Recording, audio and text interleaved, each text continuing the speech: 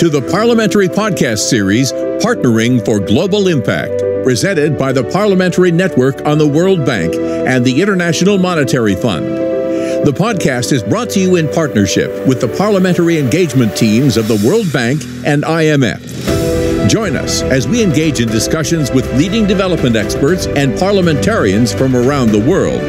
Together, we'll explore how we can take decisive action to achieve a world free of poverty on a livable planet.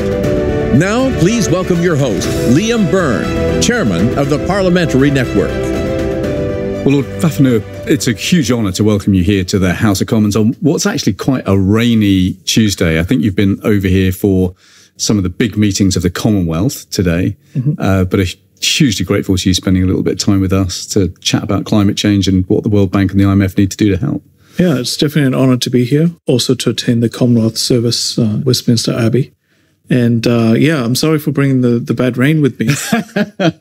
I heard you had good weather last week. Oh, no, it was lovely. Yeah. No, we always have this sort of final blast of bad weather before Easter. So I'm sorry it's coincided with your visit. Yeah, but it's typical. I mean, I expect nothing else. Well, look, we really wanted to pick your brains about climate change and how climate change was really impacting on small islands in particular. And it would be great just to get a sense from you about how Tonga is being hit by climate change now and how the people that you came into public life are having to cope. Tonga is a small island developing state. And like other low-lying states, we're highly vulnerable to the rise in sea level. And similarly, because of climate change, we're now seeing other effects on the climate, such as more intense, more frequent tropical cyclones, and also different varying extremes of weather. So for that impact our agriculture, when it rains too much. And when it doesn't, we end up with droughts. So that has a real impact on our subsistence farmers, on food security. And on low-lying islands, has an impact on water security. So very close to home for islanders and people in small island developing states. And how do people cope with that? How do families and businesses adapt to those kind of pressures? Speaking about adaptation and addressing climate change, it's twofold. There's mitigation, which is about lowering the carbons that we release into the atmosphere.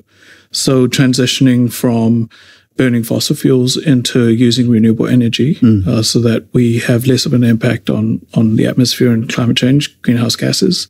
Mitigation for us as a country that's producing negligible amounts to the global output on carbon. The issue for us is that adaptation is harder to finance because it's all about infrastructure. It's about hardening your resiliency, and that tends to be less financial than mitigation because, you can always do a PPA or get independent power producers to install solar and wind and power from battery energy storage systems.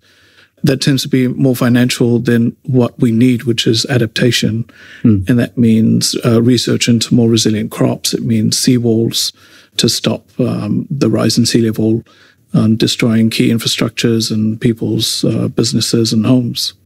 And how does it show up politically for you? So I remember traveling a lot in Africa last year and huge pressures from drought, huge pressure for new water systems and irrigation systems in particular.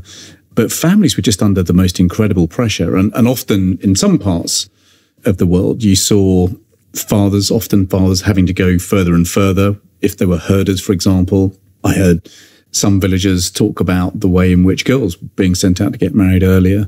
Boys' education was under pressure. Generally speaking, boys and girls were not in education in the same way. So you could really, for a lot of our parliamentarians, they represent constituencies where families were just under the most extraordinary kind of pressure because of climate change, and that was having a political impact too. So I just wonder, in Tonga, how does this appear in the political debate? I know in some of the developed states, there's still the question of, does climate change exist? And in places at the forefront of climate change, we're experiencing it day to day. And the question is a no-brainer. It's a bipartisan issue. It's one that the whole country is on board. We understand that there is change. And in terms of how that would impact people's livelihoods, we're seeing Take the cost of energy, for example. Yeah. The drive to decarbonize our energy system is not just so that we're being more responsible for the planet. It's also to insulate ourselves from the external shocks that impact the cost of living. So, for example, we saw upwards of 16% inflation at one point. And it was because we had the war in Ukraine. Yeah. And the restrictions on oil supply from OPEC all at the same time. Yeah. So these are massively foreign concepts that are happening halfway around the world that is having a real impact on the cost of living in the islands to the tune of double-digit inflation. And that does have an impact on people's livelihoods. It means that we have to be more careful about the amount of power that we use because we're predominantly burning diesel for our power. The extremely high tariff rate means that people have to switch their air cons off. They have to be wary about when they leave the kettle on and how much power they consume on a day-to-day basis. Just be more responsible with how much light you turn on at night and whether you keep it on all night for security or turn it off because you can't afford the power bill. And it sounds like you can see the relationship between climate change and an impact on poverty fairly clearly. Absolutely. Yes. And what climate change does is that it exacerbates the issues that low-income countries already have.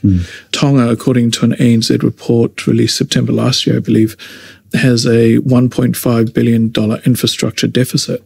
That infrastructure deficit means that in order for us to be more resilient in the face of climate change, when a massive or external event like a tsunami or a tropical cyclone or earthquake or whatever happens hits the islands, we're already set back by the last disaster. So in the middle of our road to recovery, we'll already be set back by the next external event. So it feels like you're going backwards. It feels like we're constantly going backwards. And that's because of that lack of resiliency from the hardened infrastructure that we have. Yeah. How clear are the solutions? So you said there's a cross-party consensus in Tonga about some of the things that need to happen next. Is it clear what the adaptation plan needs to look like? Look, like most countries, we have a wish list. And it is clear we have great ambition to achieve our decarbonization. In 2010, Tonga was one of the first countries to release what we call TERM, Tonga Energy Roadmap. And that was to achieve 50% of our energy needs by renewable energy. And that was a 10-year plan from 2010 to 2020. So the ambition has always been there for a while now. But come 2020, our renewable energy penetration was only at 13%. Gosh. Today, I think it's at 18%. So the government has, despite the challenges, released a new TERM Plus, Tonga Energy Roadmap Plus, which takes us up to 70% by next year. So the ambition is there for us to decarbonize and to be responsible for the climate and the environment in the world. But the lack of capacity, access to finance, and the capability to achieve it is another big challenge. So when it comes to partners like the World Bank and the International Monetary Fund, have they proved important in helping access to finance already? Like I said, we've had the national plans, we've had the national ambition to achieve some of this adaptation and mitigation. But for some reason, it sort of hasn't been supported enough by the multilaterals. And given that there were direct access funds, such as the Green Climate Fund, that were set up to bridge that kind of gap between the traditional multilaterals and the needs of countries that need to adapt, it hasn't been very successful. As you're aware, the Green Climate Fund is filled by pledges from the North, and those pledges didn't reach what was promised. And as a result, the fund hasn't performed as well as it should have. So you're in a position where the good citizens of Tonga didn't cause climate change, but you can now see an impact on poverty because of climate change. But richer nations are not stepping up to the kinds of pledges that are needed to plug the financing gap. In a nutshell, yes. Yeah. There are programs like support programs for small islands. Have they been of any value so far? Yes, they have been of value, but like I said, the ambition is high, but we haven't been able to meet that with the resources available. And do you have a sense of what the scale of new financing is that might be needed? Presumably it is in the billions for some of the transitions that you're talking about. Yes, and we did attend COP27 and COP28. We have massive delegations that go, and in terms of the scale of finance that's available, there's always talk of finance. There's always funds that are available, private investment, and also grant access and all of that. But we've never quite been able to see that come through, filtered down to those in need, such as the small and developing states. But how does that make people feel in Tonga? You make the investment in going to these international delegations. They're all very high profile. There's lots of big talk about the agreements that are brokered. But then when reality bites, when you get back home, it doesn't seem you're getting the kind of support that you need. And if anything, the leaders are to blame. Yeah. We attend the meetings, we come back, and then we non-perform. But that's because we come back with promises that are broken.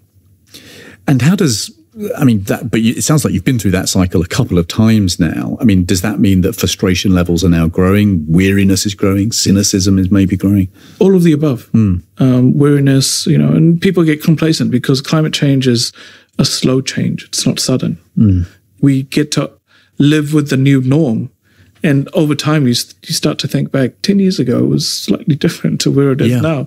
And then you wonder, what haven't we been doing? Where were the plans that we needed to implement?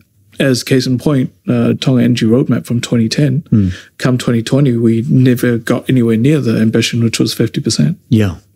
So this is a big year for the World Bank and the IMF. You've got some IMF programs which have now been underway for almost a year. So things like the Resilience and Sustainability Trust, Poverty Reduction and Growth Trust have been up and running for a little while now. But the World Bank is going out to replenish one of its biggest funds, IDA, in the IDA 21 round. What are the kinds of messages that you want politicians in richer countries to hear when the World Bank and the IMF come to sort of say, look, it's time to step up to some of your responsibilities and contribute more? I think it's just that as a planet, we're all responsible. And I think I recall what the politicians from Pakistan were saying when there was unprecedented flooding there that completely destroyed their food stocks and a lot of livelihoods. I think Antonio Guterres, Secretary General of the United Nations, said that this was completely humanitarian disaster, one at a level and scale that the United Nations hasn't seen before. What they're saying is that what happened in Pakistan won't stay in Pakistan. And on that note, what's happening in the Pacific and in other small and developing states won't stay in the Pacific. At some point, everyone around the world will feel the squeeze of climate change. Yeah. And, it's unfortunate that we have this sort of syndrome like, is it the frog that's inside the slowly, and he's just like, oh, it's getting a bit warmer, and then we learn to live with it until it's too late. Yeah, and that's really the cautionary tale here: is we don't want to be that. This is only an indication of what's coming for the rest of the world, and being at the forefront, we would like to think that we don't want to be a lesson that people would ignore until it's too late. So some of the academic work and some of the policy work around the Bridgetown Agenda, for example, has estimated that the amount of multilateral lending that we needs to triple. I mean, this is a big order of magnitude, and we're not going to rely on that money alone. That's got to lever in private sector investment too. Do you feel that the private sector investment is potentially there if we can get the multilateral investment in as a foundation? I don't want to be too controversial, but to quote one of the IMF's reports, the amount of money that global taxation is subsidizing fossil fuels worldwide, I think it was $7.2 trillion. Yeah, it's huge. It's huge. And that's implicit and explicit subsidies. That's existing taxation. Yeah. Now, to draw comparisons to the Sustainable Development Goals, in order for us to achieve the SDGs, we're now at the midpoint now. We're way off track. In order to achieve the Sustainable Development Goals, we have to double global taxation. Now, either we're going to double global taxation to achieve the Sustainable Development Goals, or double global taxation in order to adapt and mitigate for climate change. Why don't we just reallocate the existing taxation that we are subsidizing fossil fuels, into adaptation and mitigation, and then fund some of those channels that need to go where it's prioritized, such as the small and developing states? Yeah. To me, that means that we're using public funding and not accessing private, because when we start to incentivize private, there might be some unforeseen externalities, and maybe the motivations behind what we need can be skewed. So in a way, that could be something that in the Parliamentary network, we try and show more of a light on, actually, the level of subsidies for fossil fuels that are currently... It's existing public funding. Yeah. That we can, instead of the taxpayers funding the degradation of the climate, maybe they could be doing the opposite. And right now, I don't think much light is being shown on that. Yeah. Alongside money, what else is important? We've had some debate in, for example, the World Bank about the way it should provide more advisory expertise, for example. There are some questions about how we bring private creditors to the table to restructure private debts. When you've got debt interest levels that are so high at the moment, the fiscal space that many countries have got is dramatically squeezed at the moment. Are there any other complementary measures alongside that basic issue of increasing the amount of lending capability that the fund and the bank have? What else would you put alongside the package of support that's needed? What comes to mind in terms of access to finance and lowering the impediment to investment is loan guarantee funds. Yeah.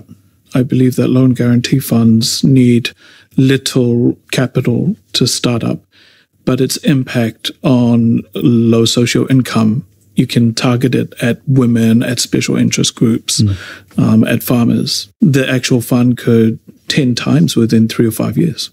And that sort of investment, to me, hits all the right key points in terms of access to finance and guaranteeing those who can't otherwise borrow money without the existence of that kind of support and guarantee. And is there a role for the private sector in the talks that you've seen? Have you seen private sector interest in coming in to help provide solutions if the complementary finance is available? Yes and no, because at the end of the day, I think your financial institutions and your regulatory authorities need to be mature enough to handle something such as capital markets and private finance. And for Tonga, which is a very small economy, we would need somewhat of a support on a capacity side from IMF and World Bank to enable us to receive that kind of attention. And is that support available in the right level today, or does it need to step up? Obviously, we're going to need to step it up. And I think the aspirations are there, but we need to get more solid support on the ground so that we can achieve it. Talking with National Reserve Bank or Central Bank Governor, they have these papers in front of their board right now. But take, for instance, digital currency and all that new technology. They lack the capacity to vet some of the proposals that are on their table. They just don't know where up from down is. Yeah, exactly. So final question, I suppose, really is the mobilization of political pressure. What can you say about the way in which Tonga is working with other coalitions in settings like COP or at spring meetings or UN General Assembly? How do you think countries like yours, which are so egregiously affected by this crisis, how will you come together to step up the political pressure? With due credit to the Pacific Island nations, I think that they've done a good job at sending the same message and being unified in their voice. The risk there on the international forum is that we might sound like cry wolf. And, there's so much demand on people's attention, and we can say the same thing so many times before it becomes old. And that's the real risk right now, is that we need support from others apart from ourselves. We can lead you to the solution, but we need others to come with us too. Yeah. I represent what's almost the youngest constituency in the UK, and I've just been so struck by the leadership, the political leadership of our younger generation here. Last year, I ran an Earthshot competition in a number of our schools, Earthshot prizes, you probably know, launched by Prince William and a group of others globally for a £1 million prize. It's £1 million, £1 million for good ideas to help with climate change. And we heard from during the service, the commoners, exactly. the winner, something about packaging, sustainable packaging. That's very admirable. So I tried to run a Earthshot prize in 15 primary schools in my constituency. So you're talking about kids who are maybe between the ages of sort of 7 and 11. The two things that were so striking is one, the passion that younger generations here have to get a grip of this challenge. But second, the global awareness was just incredible. I mean, when you've got a 9-year-old child in inner city Birmingham being able to eloquently describe the impact of climate change on countries around the world, that I think is probably what gives me hope. And sometimes I think we've got to try and create stronger platforms for the next generation to actually unite globally. Yeah. That could be one of the political movements that could provide solutions to this. I think the challenge now for constituents like yourself is to ensure that the youth are participating, making their voice heard at the ballot. Yeah, exactly. Well, look, thank you for helping provide such a clear line of argument, a clear analysis of how this crisis is affecting Tonga, and some hope for how we mobilise to solve some of these problems, working together stronger for the future. Thank you. It's an honour to be here. Thanks so much for joining us.